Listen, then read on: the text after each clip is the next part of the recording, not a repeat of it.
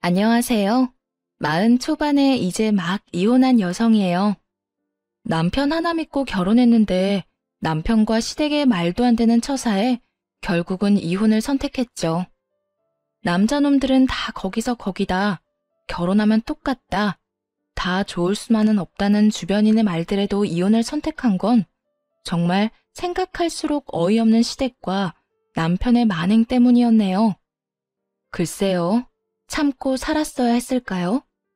무슨 일이 있었는지 이야기 한번 들어봐 주실래요? 평범한 집안에서 태어나서 그렇게 잘 사는 것은 아니었지만 그렇다고 완전히 없는 집안에서 자란 것도 아니에요. 분명한 건 언제나 핑크빛 미래를 위해 애써왔다고 자신 있게 말할 수 있어요. 그런 노력 덕에 좋은 대학 그리고 좋은 직장에 갈 수 있었고 38, 그러니까 결혼할 때쯤에는 2억 정도를 모을 수 있었네요. 집안 사정 뻔히 알고 있었기 때문에 처음 직장을 가졌을 때부터 스스로 돈을 모아서 결혼하겠다는 생각을 하고 있었어요. 그렇게 3년을 사귀던 사람과 결혼을 하게 됐고요.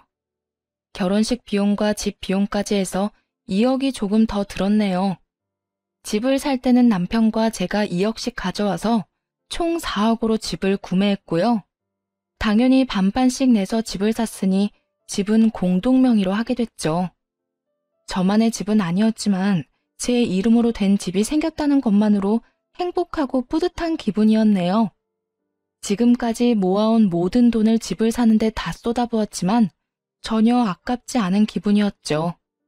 하지만 생각과는 다르게 상황이 흘러갔어요.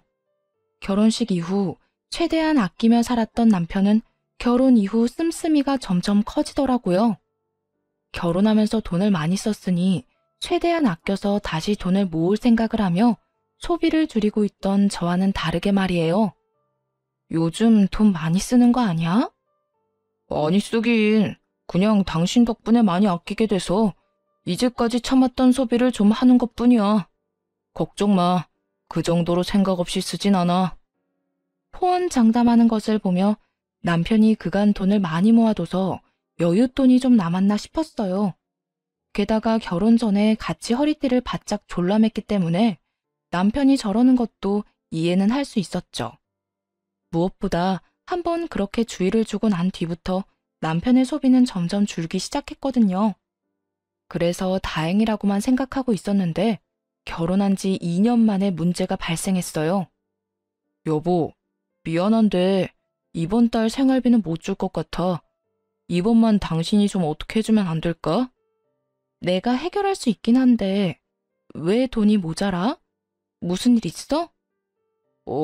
아무것도 아니야. 무슨 일은. 그냥 돈 쓸 일이 좀 생겨서. 남편을 더 추궁하려 했는데 다음 달 생활비는 제대로 주더군요. 그래서 추궁할 수가 없었어요. 너무 잔소리처럼 느껴질까 걱정도 됐고요. 그런데 얼마 못 가 남편이 다시 그러더군요.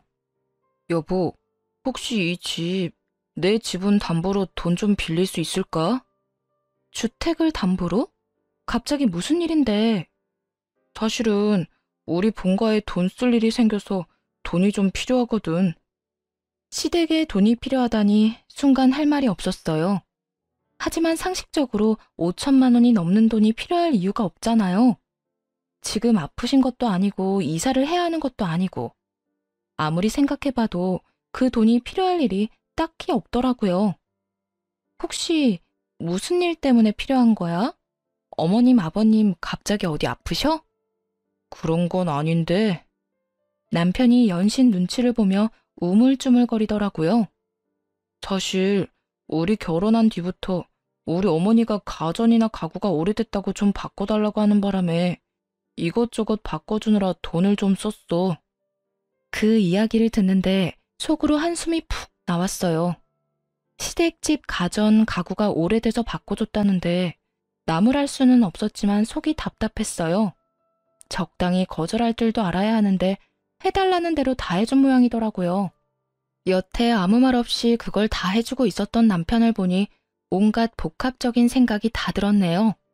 서로 월급이 얼마인지는 알고 있었지만 돈을 합쳐서 관리하는 건 아니었거든요. 생활비 통장이 따로 있었고 거기에 얼마간의 돈을 넣어서 생활비를 해결했고 목돈 준비는 이제 슬슬 준비하려던 상황이었고요. 그러니 남편이 어느 정도로 돈을 쓰고 있었는지는 몰랐죠. 남편에게 물어보니 처음에는 현금이나 일시불을 통해서 충분히 감당됐었다고 하더라고요. 하지만 시간이 지날수록 점점 비싼 물건을 사달라고 해서 결국 할부를 하다가 이제는 감당이 안 되기 시작했다는군요. 사준 목록만 해도 어마어마했어요. 처음에는 전자레인지나 밥솥, 청소기 같은 소형 가전이었는데 시간이 지날수록 TV, 세탁기, 냉장고, 옷장 등 고가의 물건을 원하셨다고요. 게다가 다 멀쩡하게 작동하고 있는 물건들이었죠. 그렇게 오래 쓰지도 않은 가전과 가구들이더라고요. 그걸 지난 1년간 남편 혼자 부담했다고 생각하니 화가 났어요.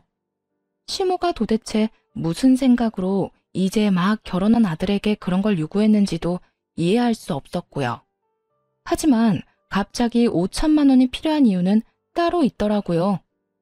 이번에는 집 리모델링을 하고 싶다고 하셔서, 그리고 그 전까지 산 것들 때문에 할부나 카드 빚이 너무 많아. 그것도 갚아야 하고. 그래서 당신이 좀 도와주면 안 될까? 그 이야기를 듣는데 어이가 없어서 말이 안 나오더군요. 갑자기 리모델링이라뇨. 게다가 아들 돈으로요? 아니, 갑자기 무슨 리모델링이야? 어머님 집이 그렇게 낡은 것도 아닌데 이사한 지 5년 정도 되셨잖아. 그런데 갑자기 리모델링? 지금 사는 집 너무 구식이라고 하시네. 이사 온 날부터 바꾸고 싶었는데 금액이 너무 커서 못하셨거든. 그런데 내가 결혼하고 나서 나한테 그걸 부탁하시더라고. 아니, 어머님이 당신한테 돈 맡겨두셨어? 어떻게 이제 막 결혼해서 돈도 없는 아들한테 그렇게 큰 걸 해달라고 하시는 건데. 그러게, 미안해. 당신한테까지 알리고 싶지 않았는데. 리모델링은 아무래도 나 혼자 해결하기 힘들어서. 한숨부터 푹 내쉬었어요. 그리고 남편에게 말했죠. 일단 주택담보대출은 받아도 돼. 그걸로 카드랑 할부부터 갚고 나머지 리모델링 거는 어머님한테 내가 말할게. 이 말에 남편이 눈에 띄게 좋아하더라고요. 한 달에 한 번씩 양가 집에 가서 식사를 하는데 마침 그 주에 시댁을 가는 날이었어요. 주말에 시댁에 가서 맛있게 밥부터 먹고 시모에게 본론을 꺼냈죠. 어머님, 집 리모델링 하려고 생각하신다면서요? 그래, 처음 올 때부터 마음에 들지 않았는데 이번에 완전히 바꾸기로 했다. 그런데 저희가 지금은 돈이 많이 없어요. 그래서 리모델링은 저희가 못 도와드릴 것 같아요. 그리고 이제는 멀쩡한 가구 가전 바꾸려고 이 사람한테 말하지 마세요. 너는 애가 왜 그렇게 생각이 없어? 너 우리 집 꼴을 좀 봐라. 내가 그렇게 눈치를 줬는데도 알아채지도 못했잖니. 우리 집이 어렵게 사는 거 보면 도와줘야 하는 게 당연한 거 아니냐? 어떻게 니들끼리만 잘 살려고 하니? 어머님, 저희끼리 잘 살고 싶어도 지금 이 사람 어머님 과한 요구 때문에 하나도 못 모으고 쓰기만 하잖아요. 그런데도 저희가 잘 살고 있는 거예요? 카드 빚에 허덕이는데. 뭐? 너 설마 우리 아들이 돈 다 내도록 만든 거야? 저도 얼마 전에 알았어요. 이 사람이 여태껏 저한테 말도 안 해줬으니까요. 아이고, 넌 도대체 시집 와서 도움되는 게 뭐야? 시댁이 이렇게 힘들어도 도와줄 생각도 안 하고 우리 아들한테 돈이나 쓰게 만들고. 마치 제가 돈을 냈어야 한다는 식으로 이야기를 하는 시모를 보며 어이없었어요. 게다가 이렇게 짜증내며 소리치는 것도 이해가 안 갔죠. 그리고 남편이 저한테 아무 말도 안 하는데 무슨 수로 이런 일을 알 수 있었겠어요? 시모가 직접 말해준 것도 아닌데 말이죠. 제가 몰랐는데 그걸 어떻게 막았겠어요? 만약에 알았다 하더라도 저는 절대로 이 리모델링 허락 안 해줬을 거예요. 그러니까 리모델링은 포기하세요. 차라리 나중에 이사하게 되시면 그때 리모델링 된 집으로 가시든가요. 강경하게 말하자 시모가 더 짜증을 냈어요. 네가 안 해준다고 해서 우리가 안 해야 하니? 내 아들은 네 남편이기도 하지만 내 자식이기도 해. 내 자식이 나한테 해준다는데 왜 네가 그걸 말린다고 난리야? 이 사람 지금도 카드빚 어마어마해요. 그리고 그 이유는 전부 어머님 때문이고요. 아니 그러니까 왜 우리 아들이 그걸 다 떠안는 건데? 너 말해봐라. 왜 네가 돈을 다 내는 거야? 엄마, 내가 엄마 아들이잖아요. 내가 아들인데 왜 그걸 남한테 떠넘겨요? 엄마, 그렇게나 파렴치한 사람 만들지 말아요. 그렇다고 내가 안 해준 것도 아니잖아요. 남편이 시모에게 그렇게 이야기하자 시모는 어이가 없다는 듯 저와 남편을 번갈아가며 보더군요. 네가 이렇게 다 부담할 줄 알았으면 난 너한테 그런 거 해달라고 안 했을 거다. 너도 착해 빠져서 큰일이야. 이러다 며느리 치마폭에 쌓여서 굴러다닐까봐 걱정이네. 시모는 그렇게 막말을 하고는 홀라당 가게 밖으로 나가버리더라고요. 결국 그 뒤로 시모는 리모델링 이야기는 다시 꺼내지 않았고요. 다만 그 다음부터 저를 볼 때마다 못 잡아먹어 안달이 났을 뿐이죠. 남편이 제 편을 든 것이 그렇게 마음에 안 들었는지 잔소리 폭격이 시작됐거든요. 화장이 이게 뭐냐, 하고 다니는 꼴은 왜 그러냐 등이었죠. 결혼 전에는 한마디도 안 했으면서 말이에요. 그렇게 한번 부딪히고 나니 하나부터 열까지 제가 하는 모든 것들이 눈꼴 시리고 짜증난 모양이더라고요. 시모가 왜 저러는지 화는 났지만 그보다도 남편이 한 말에 감동을 받았어요. 자기 부모를 자기가 책임지려는 그 모습에 말이에요. 뭉클한 기분이 들면서 결혼하기 잘했다는 생각이 들었네요. 다시 생각해보면 자기 돈으로 시댁에 다 퍼주려던 왕호구에 자기 부모밖에 모르는 인간일 뿐이었지만 그때는 그런 생각도 못했어요. 남편이 저한테 부담을 안 지우려고 혼자 책임지려고 했다는 생각뿐이었죠. 콩깍지가 제대로 씌었던 거죠. 그래도 그나마 정신이라는 게 남아는 있었는지 남편이 상의도 안 하고 그렇게 많은 돈을 쓴 건 좀 화가 나긴 하더군요. 그래도 이해하려 했어요. 남편에게 2번 다시 시모의 그런 요구에 응해주지 말라고 단단히 일러뒀고요. 그래서 앞으로는 그런 일이 벌어지지 않을 거라고 내심 안일하게 생각했던 것 같아요. 그렇게 평화로운 시간이 흐르는 듯 했어요. 그런데 그런 평화는 얼마 가지 못했네요. 이번에는 이상한 요구를 저한테 하기 시작했거든요. 그날은 시모가 저희 집에 오는 날이었어요. 명절을 맞아 시부모가 식사도 함께하고 머물 겸 온 거였죠. 딱 필요한 가구와 가전만 들어와 있었던 상태라서 아직은 휑하고 삭막했던 상태일 때였어요. 너희 집 생각보다 괜찮구나.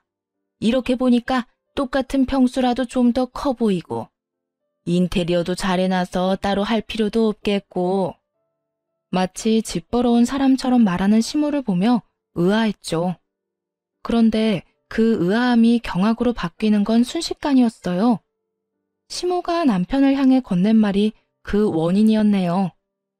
이 집, 우리 집이랑 바꾸지 않을래? 아무리 봐도 이 집이 나하고 더 잘 맞는 것 같은데 우리 집이나 너희 집이나 가격은 비슷하니까 차액은 내가 메워줄게. 어때, 아들? 귀를 의심할 정도의 발언이었어요. 신혼집은 남편과 저 공동명의였잖아요. 그러면 저한테도 물어봐야 하는데 시모는 마치 남편에게 모든 결정권이 있다는 듯 남편에게만 물어보더군요. 그에 화가 나서 시모에게 말했어요. 어머님, 저희 이 집에 들어온 지 이제 3년 정도예요. 게다가 이 집 남편이랑 제 회사 거리까지 계산하고 결정한 집이고요. 인테리어며 장식이며 제가 다 했는데 안 돼요. 저는 그렇게는 못해요. 뭐가 문제야? 우리 집이랑 바꾼 다음에 그 집을 네 마음에 들게 네가 다시 꾸미면 되는 일 아니냐? 그게 그렇게 힘들 일이니? 하긴 시어머니를 길가에 돌멩이 취급하는 며느리니 내가 무슨 말을 해도 해주기 싫겠지. 무슨 말씀을 그렇게 하세요? 제가 언제 어머님을 그렇게 취급했다고 그러세요? 그리고 잘 살고 있는 아들 내외 쫓아내고 그 집에서 살고 싶다고 하는 게 시어머니가 하실 말씀이긴 해요? 내가 왜? 내가 너한테 못할 말이 어디 있어? 솔직히 내가 왜 너한테까지 허락을 구해야 하는지 모르겠다. 내가 너한테 물었니? 내 아들한테 물었지. 언쟁이 강해지고 목소리가 커지기 시작하자 남편이 저와 시모 사이를 중재하며 나섰어요. 엄마, 여보, 두 사람 다 그만해요. 엄마는 나랑 같이 나가서 이야기하고 당신은 집에서 쉬고 있어. 내가 이야기하고 올 테니까. 야, 넌 저번부터 왜 마누라한테 아무 소리도 못해? 내가 과한 걸 요구하는 것도 아니잖아. 시집 오면서 도움되는 거 하나도 없는 네 아내, 뭐가 좋다고 끝까지 감싸고 돌아? 시모는 마지막까지 발악을 하며 남편에게 끌려 밖으로 나갔어요. 솔직히 시모의 이런 모습이 적지 않게 피곤했죠. 도대체 무슨 생각으로 잘 사는 아들 부부 집을 뺏으려고 하나 싶었거든요. 그래도 남편이 어련히 잘 알아서 하겠지 하며 한시름 놓고 있었는데 남편이 집에 돌아와 하는 말이 더 열받았네요. 여보, 내가 엄마랑 이야기해봤는데 우리 집 엄마네 집이랑 바꾸는 건 어때? 사실 엄마네 집도 이사한 지 그렇게 오래된 것도 아니고 집 자체는 그리 나쁘지 않으니까. 그리고 부모님이잖아. 우리가 양보하자, 응? 시모가 대체 어떤 말로 구슬렸는지 남편은 나갈 때와는 정반대로 시모의 편이 되어 있더군요. 당신 시댁에서 당신 회사가 얼마나 오래 걸리는지 알고도 지금 그런 말 하는 거야? 완전 정반대라고, 정반대.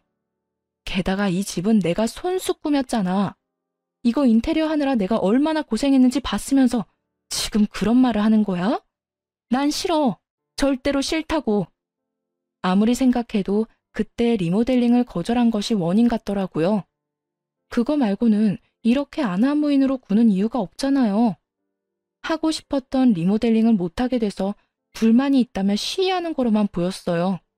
딱 봐도 그에 대한 앙심으로 지금 이런 짓을 저지르는 거였죠. 게다가 시모도 시모였지만 남편도 너무하잖아요. 어떻게 그렇게 시모한테 휘둘릴 수가 있나요? 부모빚 자기가 갚는 거야 뭐라 안 하겠지만 집을 바꾸겠다는 건 전혀 다른 차원의 일이잖아요. 또 남편 혼자 사는 집도 아니고 저하고 공동명의로 산 집인데 혼자 저런 식으로 결론 내는 건 있을 수 없는 일이죠. 시모한테 홀라당 넘어가서는 집까지 양보하자는 말을 하는 남편에게 더 화가 나서 안 되겠다 싶었네요. 혼자 열폭하고 스트레스 받느니 도대체 뭐 때문에 이런 요구를 하는지 또 진짜 원하는 게 뭔지 확인하려고 시모를 찾아가기로 했죠. 그런데 또 기가 막힐 일이 하나 더 생겼어요. 시모가 저와는 만나주지 않겠다는 거예요. 자기는 저하고 할 말이 없다면서요. 아들하고 알아서 할 테니 저한테는 신경 끄라더군요. 정말 인내심의 한계를 시험하는 말들 뿐이었죠. 저하고 의견 조율 안 되면 그 집 절대 못 가지실 거예요. 어머님 이야기나 들어보고 결정하려고 했는데 아예 안 만나주시겠다면 더 이상 생각할 것도 없이 거절할게요. 그렇게 이야기하자 시모가 화를 내더군요. 네가 뭔데 내 말을 들어주고 말고야. 그리고 너 우리 아들이랑 결혼했다고 뭐라도 된 것처럼 떵떵거리는데 그게 언제까지 갈 것 같니? 그래, 좋다. 만나서 따져보자꾸나. 결국 시모의 분노를 끌어내서 만남의 자리를 마련했어요. 그 집을 시모 집과 바꾸겠다는 생각은 정말 눈꼽만큼도 없었어요. 그저 시모에게 더 단단히 일러두기 위해서 만나서 이야기하려고 했던 거죠. 시모와 오랜만에 마주보고 앉았는데 눈에 아주 냉기가 쌩쌩하더군요. 혹시 저희 집이랑 시댁집 바꾸고 싶다고 하신 거 제가 리모델링 해달라는 거 거절해서 그런 거예요? 내가 해달라고 했으면 이유가 있을 거라고 생각은 안 해봤니? 그런데 너는 그걸 그냥 단칼에 거절했잖아. 내가 너한테 좋은 마음 품는 게 더 이상하다고 생각은 안 하니? 리모델링 원하시는 건 좋은데 그걸 왜 아들한테 해달라고 하세요? 두 분이 돈 안 벌고 계시는 것도 아니고 이제 막 결혼해서 돈 없는 아들한테 그런 부담 지우고 싶으셨어요? 내가 우리 아들한테 그랬겠어? 내가 아들한테 이야기하면 당연히 네가 도와줄 거라 생각했다. 그런데 이게 뭐니? 내 아들이 빚을 다 지고 있다니. 넌 며느리가 돼서 도대체 하는 게 뭐야? 이럴 때 네 남편 도와서 시댁 집 좀 고쳐줘도 되는 거 아니야? 집이 수리가 필요한 것도 아니잖아요. 솔직히 어머님이 돈 들여서 하신다고 했으면 저희가 얼마라도 보태볼 수는 있었겠죠. 하지만 이미 다 계획해놓고 통보해서 너희는 돈만 내라. 그건 좀 아니잖아요. 저희한테 돈 맡겨놓으신 것도 아니면서. 돈을 맡겨놓은 건 아니라도 그 집에 내 아들 돈, 내 돈 들어간 건 맞잖아. 솔직히 말해볼까? 네 꼴 보기 싫어서라도 결단코 난 그 집에 들어가야겠다. 뭐가 그렇게 당당하니? 한 푼도 없이 시집 온 주제에. 시모가 왜 저런 말을 하는지 모르겠더라고요. 제가 시모와 이 정도로 척질 일이 있었나 싶었거든요. 게다가 결혼할 때 예단 예물은 서로 하지 않기로 해서 안 한 건데 그걸 가지고 한 푼도 없이 시집 왔다 어쩐다 이야기 듣는 건 너무 억울한 상황이었죠. 서로 흥분할 대로 흥분한 상황이었어요. 그래서 그 집 달라고 떼쓰신 거예요? 그런데 이걸 어째요? 저는 절대 줄 생각 없거든요. 목에 칼이 들어와도 그 집 못 내놔요. 그 집 들어가고 싶으시면 아들 이혼시킬 작정하셔야 할 거예요. 그렇게 강력하게 거절의 말을 건넸죠. 당연히 시모가 이쯤 되면 물러설 거라 생각했어요. 그런데 시모가 기가 찬 표정으로 콧방귀를 끼더군요. 그러더니 바로 자기 폰으로 전화를 걸더군요. 바로 제 남편이었죠. 그러면서 딱 그렇게 이야기하더군요. 하라면 내가 못할 줄 아니? 두고 봐라. 내가 이번에야말로 마음에 안 드는 며느리 딱 잘라버릴 거니까. 작정한 듯 말하는 시모를 보며 저야말로 어이없었죠. 그리고 당연히 남편을 믿고 있었어요. 남편이 제 편을 들어주겠지 했죠. 예, 너 네 마누라랑 이혼해라. 저 싸가지 없는 년이 나한테 와서 뭐라는 줄 알아? 너희 신혼집 너랑 이혼시키면 준다더라. 어디서 저런 게 굴러들어와서 집안을 박살을 내놔? 당장 이혼하고 갈라서. 저런 것보다 훨씬 좋은 여자 세상에 많아. 시모 하는 말을 듣는데 어이가 없었죠. 그런데 남편이 시모에게 그러더군요. 엄마, 무슨 일 있어요? 그 사람이랑 만났어? 개인적으로 만나지 말라고 했더니 왜 만났어요? 일단 와이프한테는 내가 이야기해 볼 테니까 일단 진정해요. 내가 진정하게 생겼어? 화병 나서 돌아가시게 생겼어. 어떻게 며느리가 돼서 어른한테 말대꾸에 두 눈 부릅뜨고 협박까지. 노년에 늙어서 이게 다 무슨 일이야? 넌 엄마가 이런 취급받는데도 이런 여자랑 계속 같이 살 거야? 응? 네가 뭐가 모자란데? 당장 헤어져도 저것보다 더 좋은 여자 충분히 만날 수 있어. 그런데도 남편은 시모에게 대화하지 말라고만 하더군요. 이때부터 기분이 싸했죠. 제가 남편에게 시모와 이야기를 하고 싶다고 말하면 남편은 마치 시모가 제 전화를 피하는 것처럼 말했거든요. 그런데 지금 시모가 하는 말을 듣고 나니 시모가 저를 피한 게 아니라 남편이 저와 시모의 대화를 피하도록 만들었다는 게 느껴졌죠. 뭐가 있구나 싶어서 그날 저녁 남편과 대화를 했어요. 그런데 말을 꺼내기도 전에 남편이 먼저 그러더군요. 여보, 우리 엄마랑 제발 부딪히지 마. 내가 저번에도 말했잖아. 그냥 우리가 양보하자고. 어차피 돈도 그렇게 차이 안 나고 차익도 준다는데 뭐가 문젠데. 솔직히 부모님한테 그 정도도 못 해줘? 그럼 당신은 그 집을 왜 어머님한테 줘야 한다고 생각하는데? 당신 회사랑도 멀어. 지역이 좋은 것도 아니고. 집값도 올라가기는커녕 계속 떨어질 것처럼 보이는 그 집이 뭐가 좋다고 바꿔 살자는 건데? 어차피 바꾼다 한들 부모님 돌아가시면 우리 거잖아. 그냥 그렇게 생각하면 되는 일이잖아. 그리고 넌 어떻게 사람이 배려심이 없어? 내가 이렇게까지 져주면서 들어가면 생각이라도 해줘야지. 우리 엄마 찾아가서 그렇게 화낼 일이었어? 내가 어이가 없으니까 하는 말이잖아. 그리고 그 집 준다고 해서 증여가 우리한테 될 거라는 보장은 어디 있는데?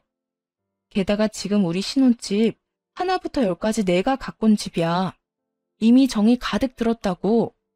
넌 지금 어머님 편만 들고 있잖아.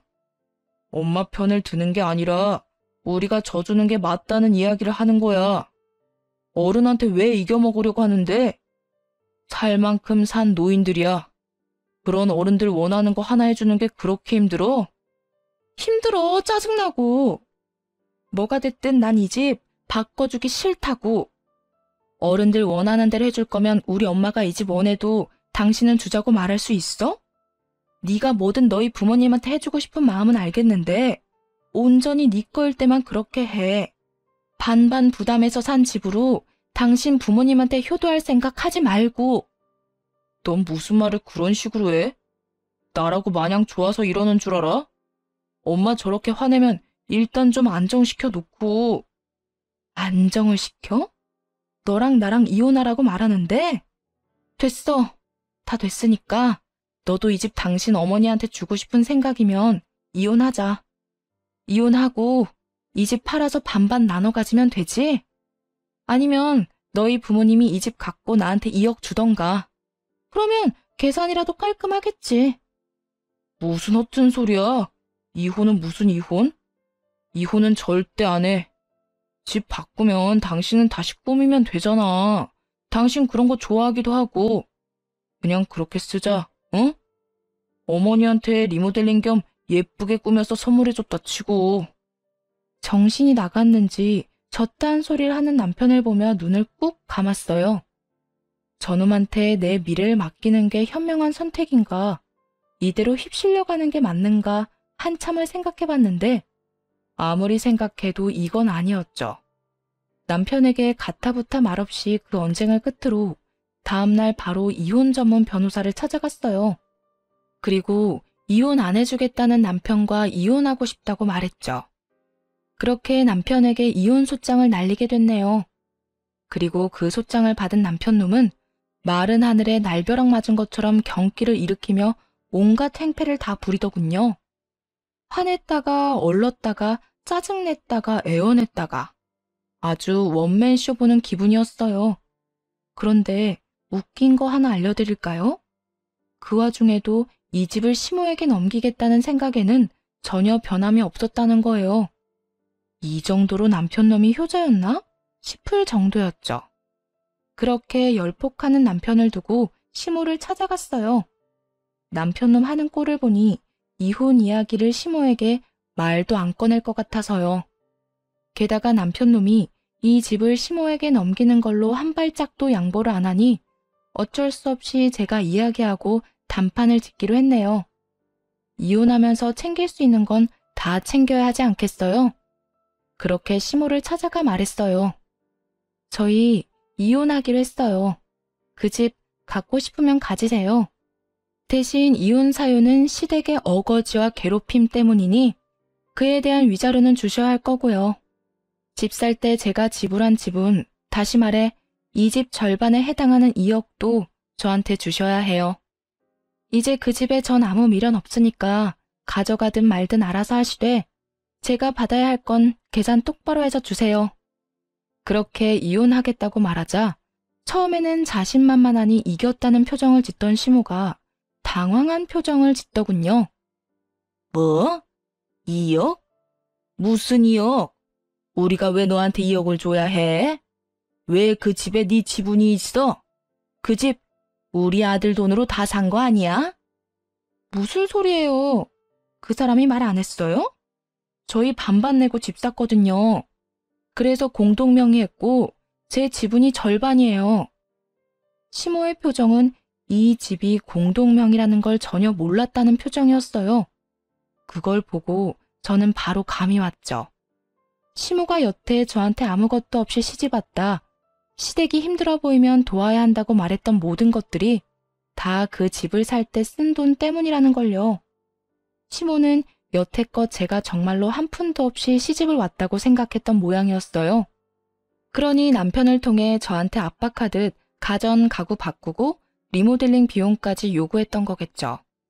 그리고 남편이 그걸 다 부담한 걸 듣고는 열이 받은 거고요.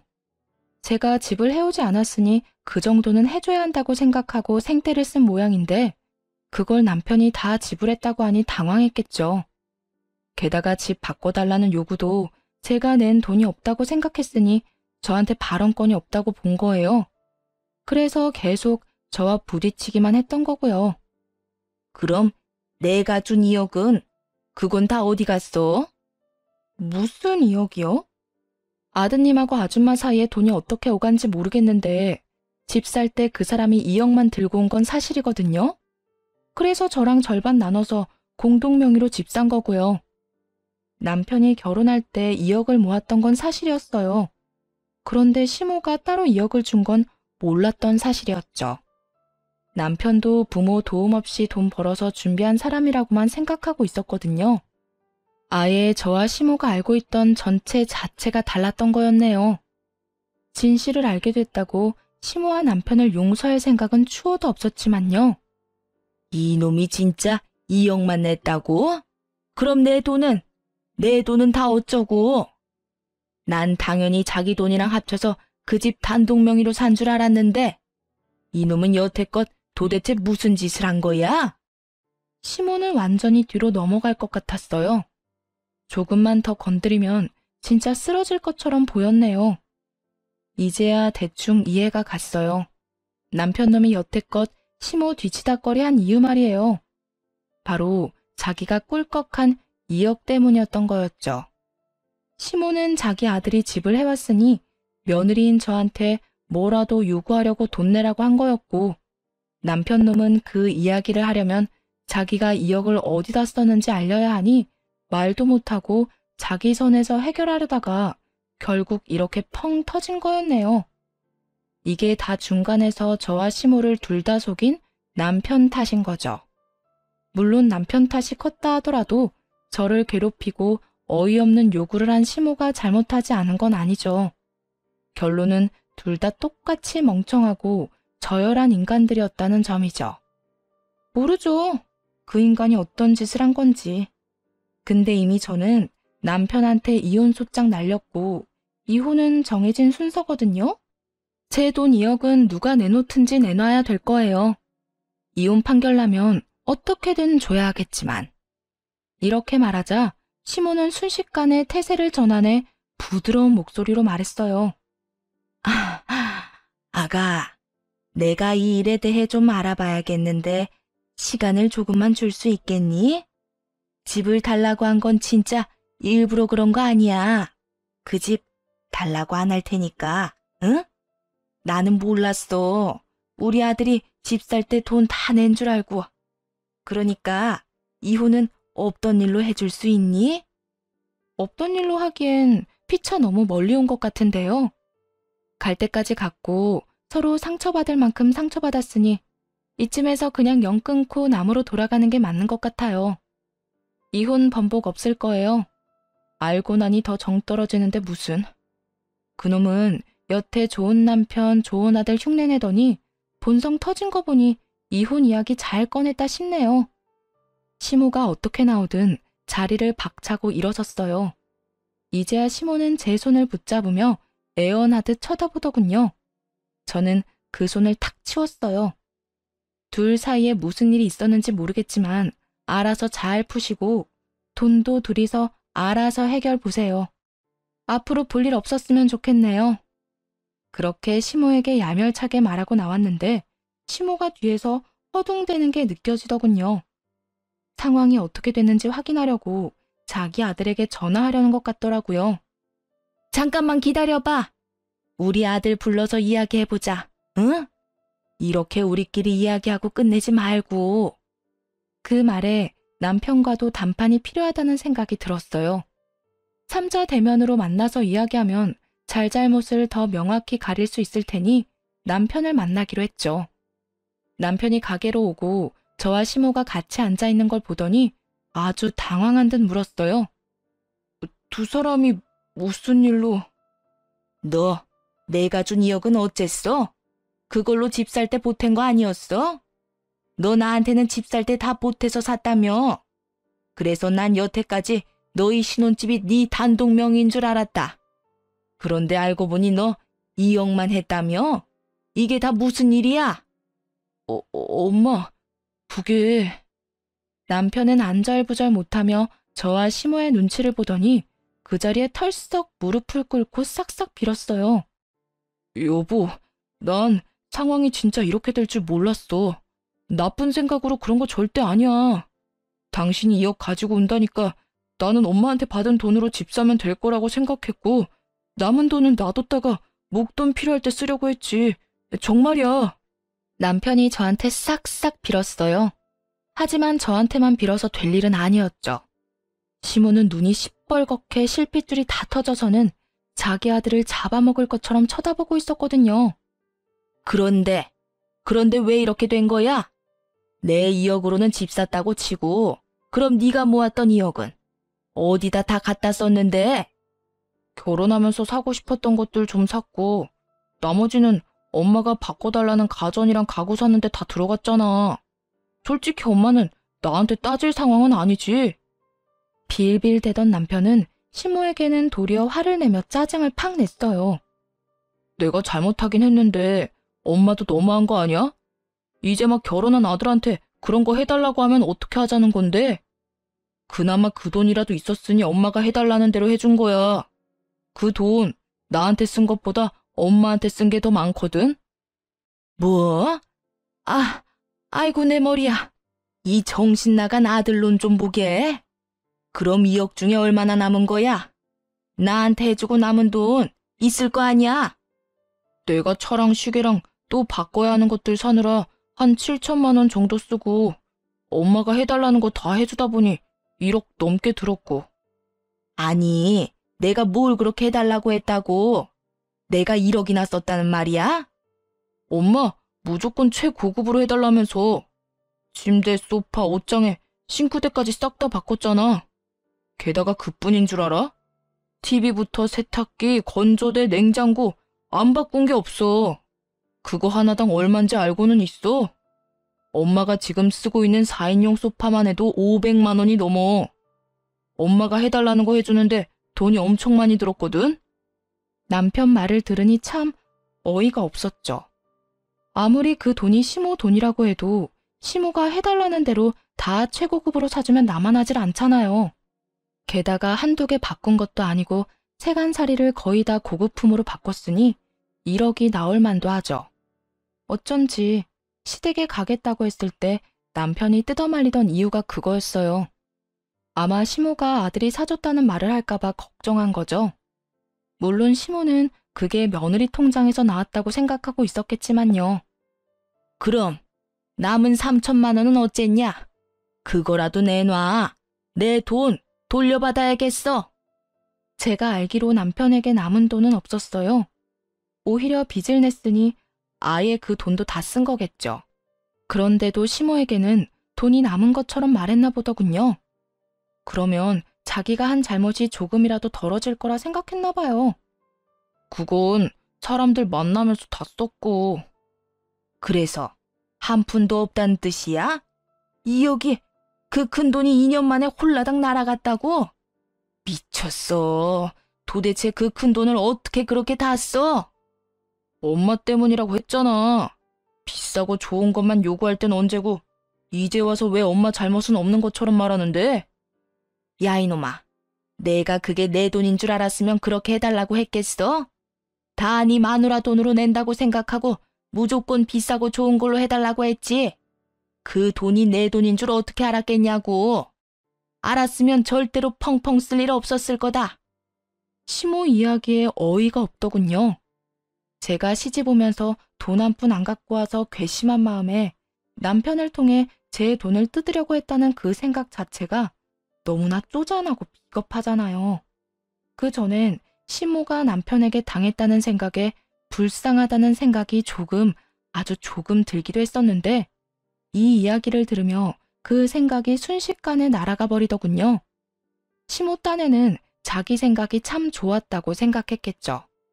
집 살 때 도움도 안 된 며느리를 뜯어먹으려는 계획이 잘 통했다고요. 그걸로 열심히 집도 예쁘고 화려한 물건들로 다 새로 바꿨잖아요. 얼마나 기분이 좋았겠어요? 그게 원래 자기 돈이었다는 걸 알기 전까진 말이죠. 자신이 아무 생각 없이 사치스럽게 펑펑 쓰던 돈이 결국 시모는 자신의 돈이었다는 걸 깨닫고 가슴을 치더군요. 내가 알아서 한다고 했는데 엄마가 나서는 바람에 지금 이게 뭐야? 나는 와이프랑 이혼당하게 생겼고 이 집까지 잃게 생겼다고. 그게 내 잘못이야? 그럼 미리 말하지 그랬어. 네가 그 집이 공동명의라는 것만 미리 말해줬어도 내가 며느리한테 이렇게 난리칠 일이 있었겠냐고. 알면 2억 어디 갔냐고 돌려달라고 난리쳤겠지. 줬다 뺏는 건 좀 아니잖아. 당연히 돌려달라고 했겠지. 그 돈이 그냥 돈이야? 네 엄마 아빠가 평생 모은 돈에 우리 집 담보로 1억 빌린 돈이야. 그걸 너한테 줬는데 네가 은혜를 원수로 갚아? 네가 내 뱃속에서 나온 친아들이 맞으면 이럴 수는 없지. 시모와 남편은 둘이서 열심히 싸우더군요. 저를 앞에 두고 말이죠. 뭐 저야 이제 이런 일과는 관련 없는 사람이니까요. 제 돈만 받고 이혼하면 끝이니 더 듣고 있을 필요도 없었어요. 그래서 흥분한 남편과 시모에게 말했어요. 두 사람 일은 알아서 하세요.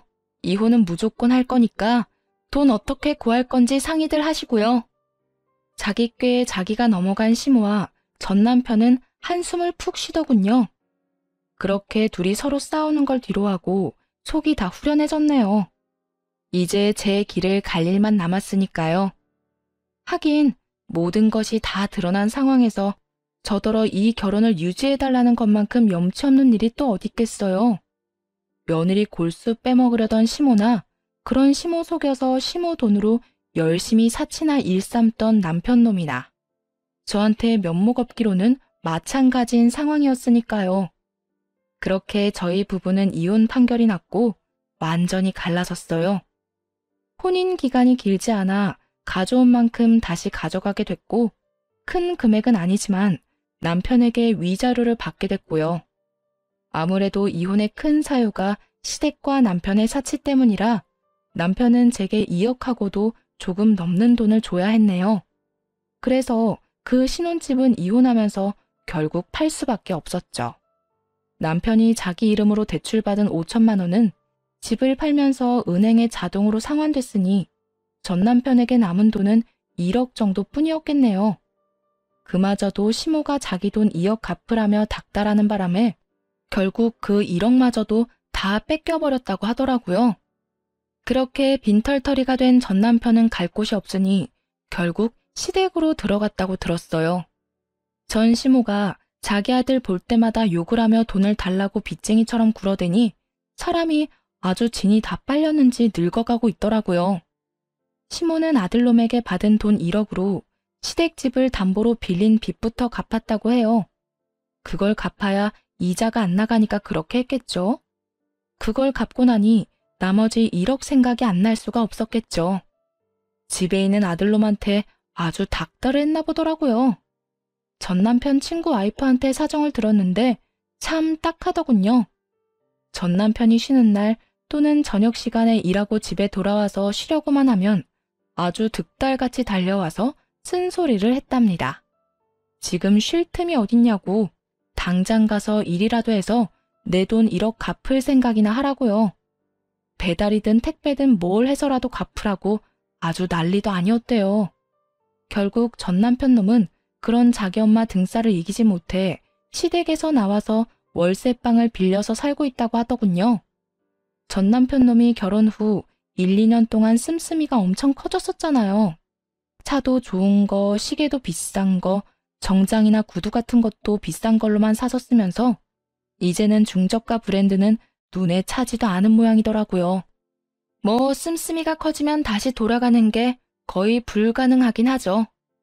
사람이 가지고 있던 그 과시욕과 자존심이 그걸 방해하니까요. 당장 돈이 없으니 어쩔 수 없이 그것들을 하나 둘씩 팔고 결국 빈털터리가 됐다고 하더라고요. 하기야 그걸 팔아도 비싼 거 처먹고 비싼 돈 들어가는 취미 활동을 하니 당연히 돈이 술술 빠져나갈 수밖에요. 돈을 아끼고 예전처럼 돌아갔다면 건실한 생활을 할 수도 있었을 텐데 그 사람에게 그런 생각 따위는 추호도 없었던 모양이에요. 어때요? 이 정도면 제가 이혼할 만한 충분한 사유가 됐나요? 사람이 항상 똑같을 수는 없겠지만 저렇게 타락해버리면 다시 돌아오는 게 힘들다는 걸 알았네요. 전 남편은 시모에게 받은 돈을 숨겨두고 혼자 흥청망청 쓰며 시모와 저를 기만했죠. 전 시모는 며느리 돈이라고 생각해서 흥청망청 사치 부리다가 결국 자기 돈은 모두 잃고 억울한 마음으로 아들을 욕하고 원망하며 살게 됐죠. 이런 사람들과 함께 살아갈 수 있었겠어요? 이런 사실을 모두 알고도 이들을 용서하고 함께 할 수 있으면 그게 천사도 아니고 폭우일 뿐이죠. 게다가 이혼 후에 그 행보를 좀 보세요. 이 사람들이 자기 잘못을 뉘우치고 서로 힘을 모아 잃어버린 것들을 되찾고자 힘썼다면 아마 씁쓸한 마음도 들었을 거예요. 변할 수 있는 사람들을 놓쳤다고 생각하면서요. 그렇지만 그들의 모습은 정말 처참하기 그지없잖아요. 다 잃고도 서로 탓만하며 끝없는 욕심만 부리고 있으니 솔직히 이런 전 남편과 시모 모습을 보니 이혼하기 정말 잘했다는 생각만 들더라고요. 그리고 속이 후련했어요.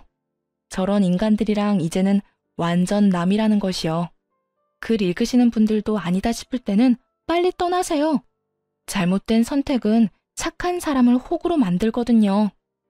긴 글 읽어주셔서 감사합니다.